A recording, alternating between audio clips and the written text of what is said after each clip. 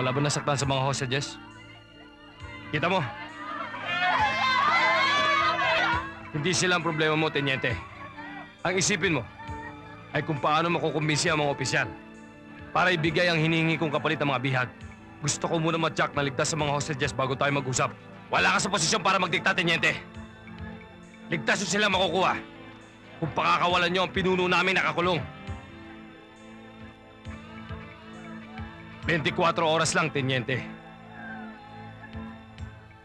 At kung makikipagmatigasan kayo, 2 bihag ang mamamatay sa bawat oras sa dubaan hanggat hindi nyo binibigay ang gusto ko. Pag ginawa mo yan, hindi rin namin kayo palalabasin dito ng buhay. Nakahanda kami mamatay para sa aming pinuno, Tenyente. Ikaw at ang mga opisyal mo, handa ba kayong harapin ang galit ng mga kamag-anak na mga bihag na mamamatay dahil sa pakikipagbatigasan nyo kung sakali? Huwag ka na magsayang ng oras mo sa pag-iisip, Tenyente. Tumatakbo ang oras mo.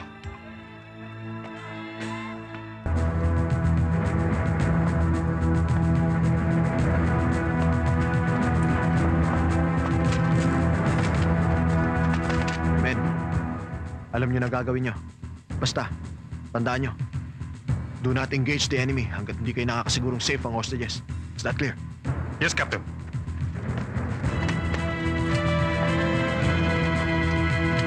Sir, mga anong oras mo pinasok yung building? Bandang alas 10 ng umaga.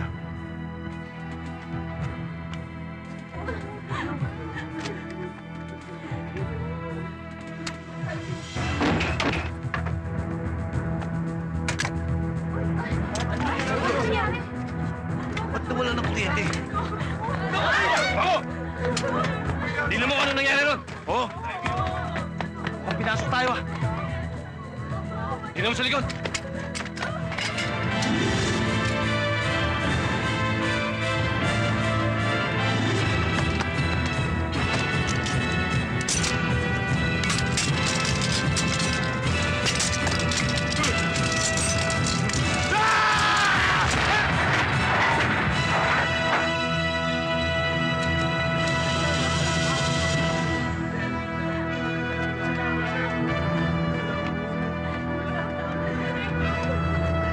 Sir, okay na ako sa loob.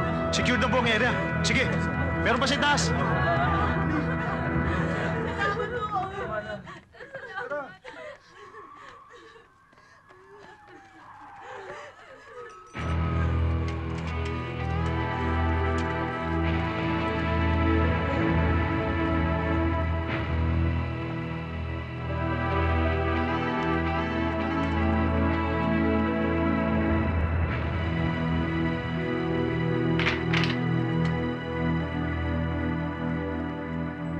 Pasok ka. Have a seat. Pinatawag niyo raw ako, sir. Oh.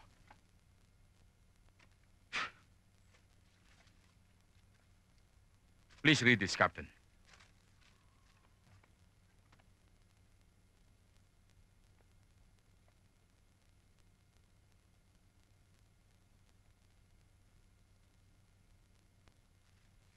Suspension order, sir. I'm sorry, Daniel. Pero ang utos ay nanggaling sa taas.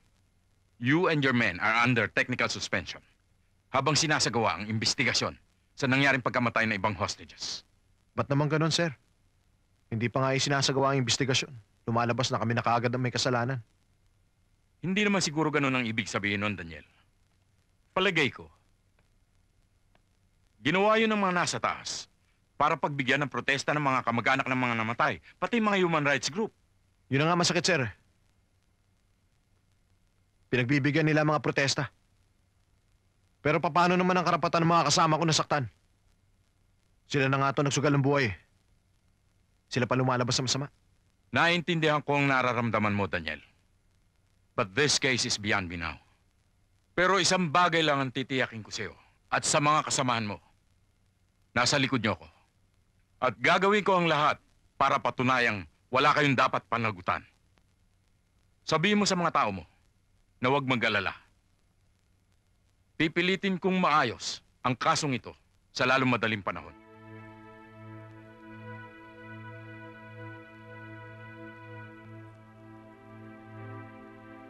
Pambihirang buhay to. Tayo nang nasugatan ng kasamahan. Tayo pang lumalabas ng masama. Kaya mo na. Nangako naman sa akin si CEO eh. Tutulungan niya tayo para malutas tong kaso natin. Anong ayusin? Anong kaso? Wala naman tayong kasalanan, ha? Ginawa natin ng misyon dahil sa utos nila. Ito ba mapapala natin? Sa ginawa nilang pagsuspindi sa atin, para na rin nila sinabi sa lahat, may kasalanan tayo. Imbis na suporta ang bigay sa atin, parang sila pa magdidin sa atin. Ginagawa nila tayong sangkalan para iligtas ang sarili nila sa banat ng media at human rights. Okay sana, perasong sweldo lang yan eh. At nalalagay pa ang buhay natin sa alanganin. Pero sana naman, pagdating ng kagipitan, huwag nila tayong pabayaang nakatunganga. Kasama sa propesyon natin ang mga ganitong pangyayari. Pare-pareho tayong mga sundalo. Dapat alam natin yun. Ang mahalaga, nagawa niyo ang misyon. Tama si Gina. At dahil wala rin naman tayong kasalanan, lalabas at lalabas din ang katotohanan. Tama. Kaya tigilan nyo na yung pagsisintimiento nyo di asukal. Ang mabuti pa, kainin nyo na lang yung dala kong pagkain para sa inyo. Punyeta, Zamora! Akala ko ba puro mga tirador ang mga pinagkukuha mo? Mga profesional na hindi mabubulolya sa mga plano natin. Hindi ko nga humaintindihan, sir. Kung paano nangyari. Iisa lamang ibig sabihin yan. Puro mga bobo ang mga taong nakuha mo. Magpasalamat ka. Dahil napatay lahat ang natira doon. Kung may nabuhay, nakapagturo, nakapagsalita. Sabi tayo. Pero, ililibig kita ng buhay. Pero sir, pinapangako ko hindi na maulit yun. Talaga hindi na naman maulit! Puro ka na! Sayang. Sayang ang malaking halagang ginastos ko sa mga taong pinagkukuha mo. Simula ngayon, Zamora, ako na ang pipili sa mga tao na gagamitin ko sa aking plano. Maliwanag. Yes, sir. Yes, sir. Puntahan mo ang grupo ni Daniel Guevara. O sabihin mo, matunog ang grupong iyon dahil mahusay at mabilidad. Kumbinsihin mo. Ang mga taong yun ang kailangan natin kung gusto natin magtagumpay ang ating mga plano. Sir, malalantad ng ating lihim. At makikilala nila kayo pag hindi sila pumayag. Di huwag mong pagitin ang pangalan ko. Paandarin mo ang utak mo. Para nang padaging opisyal ka kung hindi ka makagagawa ng paraan. Sino namang opisyal ang kumausap sa'yo? Hindi ko pwedeng sabihin eh. Nangako ako sa kanya. Kung ganun pala, totoo pala ang mga impormasyong nakararating sa atin, Gina. Impormasyon? Matagal na naming naririnig ang tungkol sa lihim na samahan ng mga sundalo. Wala lang kaming idea kung paano nagsimula ito o kung talagang totoo. Unverified kasi ang mga report. Ngayon ko lang napatunayan, Daniel, na totoo nga pala ang mga info. At natitiyak ko na kasama sa samahan ng mga namumuno ang opisyal na kumausap sa'yo. Kung ganun pala, mali ang sinasabi nilang lihim ang samahang ito. Dahil may mga impormasyong kumakalat na katulad yan. Partly oo. Pero kung ganyang iilan-ilan pa lang ang nakakaalam at hindi pa malinaw ang detalye ng samahan, lihim pa rin yun. Bakit, Daniel? Sa tingin mo ba magiging threat sa national security ang grupo? Baka naman kailangan nating mag-report kay Colonel Herrera. Hindi naman siguro. At wala naman ako nakikitang masama sa ginagawa nila. Kumbaga para itong labor union. Kung totoo man ang layunin ng samahang ito, ay humingi ng pagbabago para maiangat ang kalagayan ng mga sundalong tulad natin. Jack, makikinabang ang lahat. Kasapi man o hindi. May ranggo man o wala. Huwag mo nang isipin ang nangyari, Daniel. Dalawa lang sa mga dati niyong kasamahan ni Victor ang na-identify. Hindi ka pa nakatitiyak kung yung ibang team members mo ay kasama. Nakipag-coordinate kami ni Victor sa Special Forces para lang malaman kung saan nakadestino sila Alex at iba pang mga kasamahan namin. Nalaman namin na hindi na pala sila nag-report magmula nung ipalabas yung restraining order. Hindi namin makita ang dahilan kung bakit sila nag-awol. Baka naman talagang siguradong nawala na sila ng gana dahil sa nangyaring pagsuspindi nila sa inyo. Anong malay mo baka umuwi lang sila sa kanilang mga pamilya? Sana nga tama ka, Gina. Dahil ayoko mangyaring kinakatakutan ko noon. Na dumating ang araw na kami mga sundalo magkakasama ay maging magkakalaban. Pero sundalo ka pa rin, Daniel. At kung sakali man at nasa panig na sila ng kalaban, wala kang magagawa kundi ipatupad ang batas at pairali ng dapat. Yun nga masakit, Gina. Wala akong pamimilian. Kung patatagalin pa natin ito, baka lalong lumakas ang kanilang puwersa. At kung matutuloy ang gulo, marami na naman ang madadamay. Kagaya ng mga nakaraang kudeta. Pero hindi pa natin alam kung sino-sino ang involved. Ang mga opisyal na kasangkot sa plano ito, ang dapat natin ma-identify at mahuli upang tiyakin na hindi na sila makakabangon. Panahon ang kailangan natin. Hindi tayo pwedeng kumilos ngayon dahil mararamdaman ng mga utak na alam natin ang binabalak nila. At maaaring isagawa din nila agad ang kanilang balak. A military officer will never launch an operation with minimum resources. Kung ako ang opisyal na utak ng plot na ito, mas gugustuhin ko pa ang maghintay ng tamang panahon na may tagumpay kaysa magbakasakali. Balik tayo sa unang problema, sir. Hindi natin sila kilala. Kilala natin ang kanilang mga kasabwat. Ang grupo ni Martin Navarro. Tama. Kung mabubuwag natin ang grupo ni Navarro, mawawalan sila ng matibay na kasangga. Shirley, kailangan namin ng tulong mo. Alam ko kung saan sila nagtatago. Hanga na talaga ako sa utak mo, Carlos. Ngayong ibinulgar ko na kung saan nagtatago si na Martin. Kumbinsido si Colonel Herrera na ginagawa ko ang misyon ko. Tiwalang-tiwala ang mga unggoy. Natapat ako sa kanila. Kaya nga, pagdating ng panahon, madali mong magagawa lahat ng iutos ko sa'yo. Nanghihinayang lang ako sa mga mapapatay na kasamahan ko. Dahil kahit papano, makakatulong din sila sa plano mong pag-agaw ng kapangyarihan. Ginagamit lang natin sila, Shirley. Walang kwenta sa akin kung mamatay sila lahat. Kung gugustuhin ko, ora mismo, pwede ko silang palitan lahat. Ang importante sa akin, nasusunod lahat ang aking pinaplano. Baka naman mapagaya ako sa kanila pagdating ng panahon. Baka itapon mo na rin ako pag hindi na kailangan. Shirley, kilala mo ko. Saludo ako sa iyo. Gaya ng naipangako ko, oras na ako maging Pangulo. Magbubuhay rin. Troy, anong balita? Alex, si Shirley. Nariyan na kasama si Daniel. Good. Dito kayo. Doon kami sa likod. Sige, tara. Fred.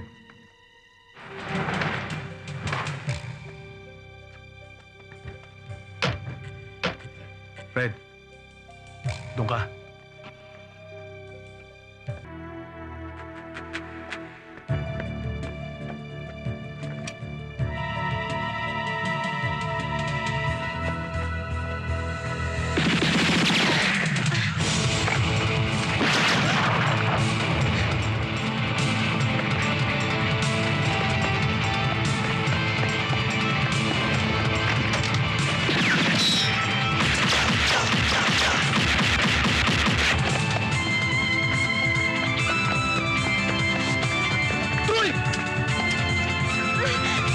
Daniel!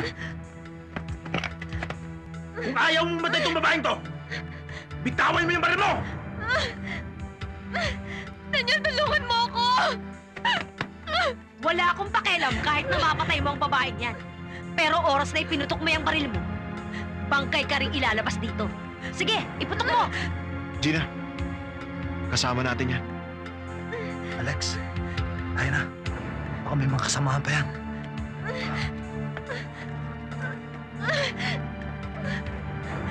Daniel, tulungan mo ako! I understand, sir. Damn it! Pero sa naisip ko, siguradong kakagat sila sa pain natin. Dahil akala nila, biyag natin si Shirley. Kaya kahit anong gusto natin ipagawa sa kanila, gagawin nila. Para mailigtas lang kasamahan nila. Hindi tayo mahirapan, sir. Sila na mismo pupunta sa atin. Bakit? Sa palagay mo ba, dalawa lang ang pupunta sa inyo? Kung ako ang nasa pwesto ni Ibarra, isang batalyon ang dadaling ko para maubos na lahat. Kilala ko si Daniel. Hindi gagawa ng akbang yun na makakadisgrasya ng kasamahan niya. Si Daniel, oo. Pero paano kanyang mga opisyalis? Dati rin ako sundalo. At kaya ko isakripisyo ang isang ahente katulad ni Shirley kapalit ng pagkabuwag ng malaking grupong kalaban katulad natin. At iyon ang ayokong mangyari! Naintindihan niyo? Iyon ang ayokong mangyari!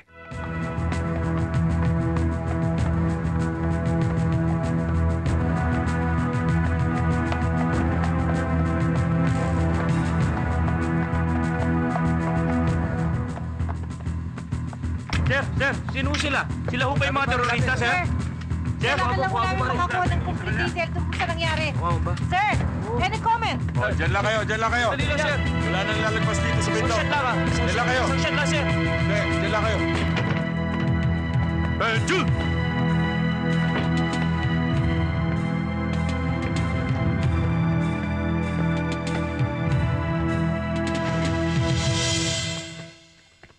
Congratulations for a job well done, Colonel. Thank you, sir. And may I respectfully present to you the leader of the team who apprehended the plotters, Captain Daniel Guevara. Sir! Well done, Captain. I will personally commend you and your men for this meritorious service to the nation. Your loyalty to the ideals of the service and to the duly constituted authorities. Your exemplary behavior as an officer is worth emulating by your peers. Thank you, Mr. President. Mr. President, they are the suspected plotters against your life and to overthrow the present government. I believe that some of you are members of the Special Forces team in the other services of the armed forces. Nakakalungkot isipin na ang mga sundalong katulad niyo pa na sumumpang ipagtatanggol ang kapakanan at seguridad ng bansa ang siyang nakipagsabuatan para sirain ng kapakanan, ang kapayapaan at demokrasyang pinaghirapan natin makamit. You have no place in this democratic society, gentlemen. Seriousness of the crisis the nation now faces. With the failed attempt on the life of the president, a plot to overthrow the government has also been uncovered. Unverified reports from some sources state that among those behind the said plot are high-ranking government and military officials in connivance with the terrorist group headed by the recaptured Martin Navarro. Damn it! The intelligence... Stupid! Stupid! Paano ngayon, sir? Nahuli na mga inaasahan natin. Wala na tayong pwersa para magawa natin ang plano natin. No, I won't give up! Paano kung ikanta kayo ng mga tauhan natin na nahuli? At ngayon nagkakahulihan na sekretary, ay natitiyak ko sa inyo na mga sundalong nangako na susuporta sa inyo ay magbabalik tara na upang hindi sila madamay. At kung isigaw kayo ng mga tauhan natin na nahuli, paano? Yan ang huwag mong papayagang mangyari. Dahil kapag nalaglag ako sa pwesto, kasama ka. Kaya ngayon pa lamang, mag-isip ka ng parang kung paano tayo makakatsak na hindi ako may tuturo. Dahil kung hindi, bukas, baka hindi na tayo sigada ng araw.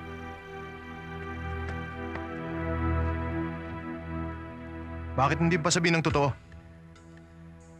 Pinahihirapan mo lang sarili mo eh. Si Carlos Benitez ang utak sa planong pagbagsak ng gobyerno. Kaming tatlo nila Colonel Zamora ang bumuo ng plano kung paano ito maisasagawa. Lahat ng ginawa ko ay utos lahat yun ni Carlos Benitez. Mula sa pagtuturo sa kinaroroonan ng mga terorista para papaniwalain kong ginagawa ko ang aking misyon. Hanggang sa ginawa ko ang tangkang pagpatay sa Pangulo. Carlos Benitez? Secretary of National Defense. Di ba matalik na kaibigan niyo ng Pangulo? Alam ko.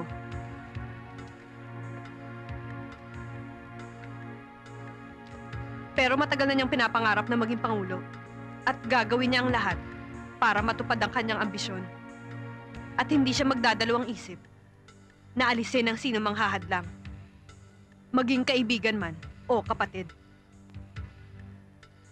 Alam kong matagal na niya akong gustong ipapatay para hindi ako makapagsalita. Malas niya. Nabuhay ako.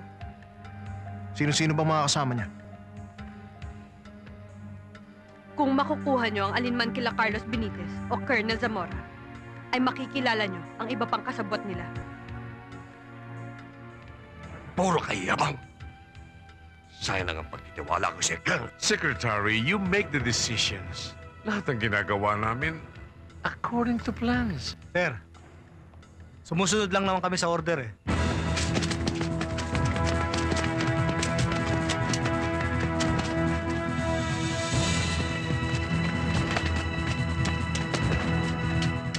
Igil, this is Tamaraw. Coming over. This is Eagle over. Boss, pinasok tayo ng Gibara! Ano? Sige para, boss. Pinasok tayo. Huwag mong papasukin kahit ano mangyari.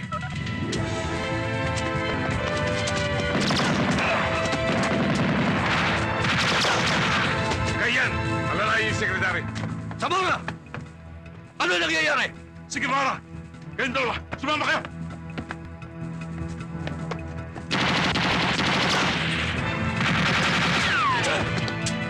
Sir, doon tayo sa loob.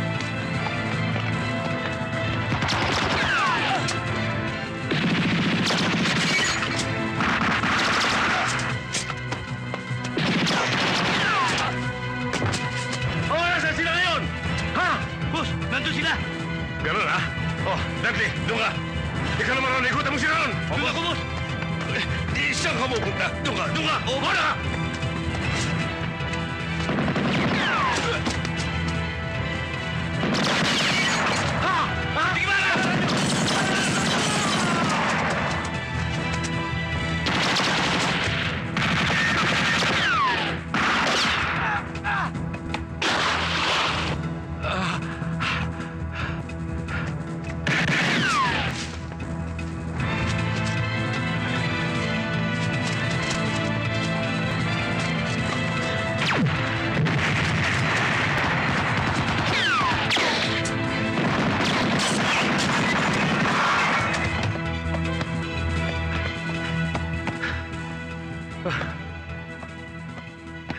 Secretary! Delikadong tayo natin dito. Kailangan umalis tayo.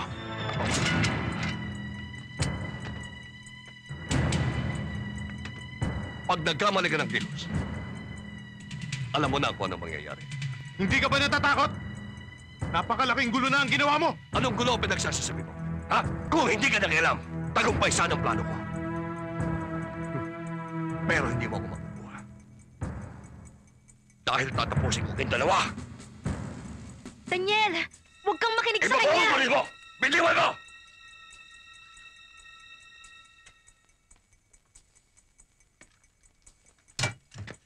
Sira nga talaga ang ulo mo. Yan ang akala mo. Nakikita mo itong hawak. Oras na pindutin ko o bumagsak at sa loob ng 1 minuto, sasabog ang buong lugar nito. Sama-sama tayo sa impyerno!